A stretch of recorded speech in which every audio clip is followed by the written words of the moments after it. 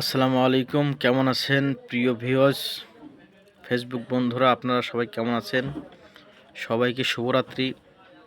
আসলে সবাই তো অবগত আছেন জেফ্রি এপস্টাইন ফাইল। আসলে এই ফাইলে কি আছে আপনারা সবাই দেখছেন। আসলে পশ্চিমাদের মুখোশ খুলে গেছে।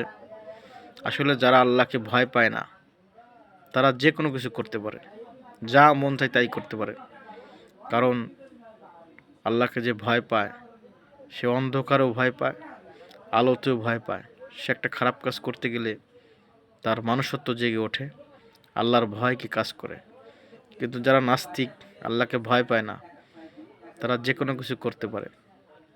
আসলে আমেরিকার মুখোশের আড়ালে তারা মানবাধিকার বুলি ছড়ায়, কিন্তু আসলে ওরা হলো চোর, বাটপার, সিটার, লুটেরা।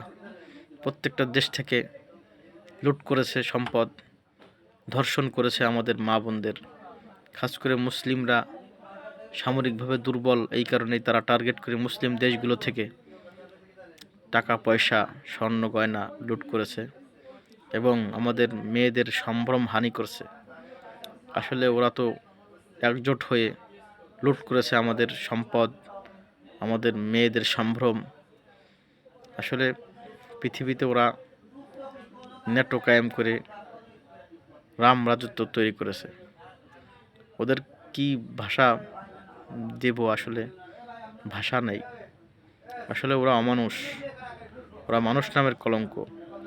যারা ছোট ছোট বাচ্চাদেরকে ধর্ষণ করেছে, ছোট ছোট বাচ্চাদেরকে ওরা মাংস পর্যন্ত খেয়েছে।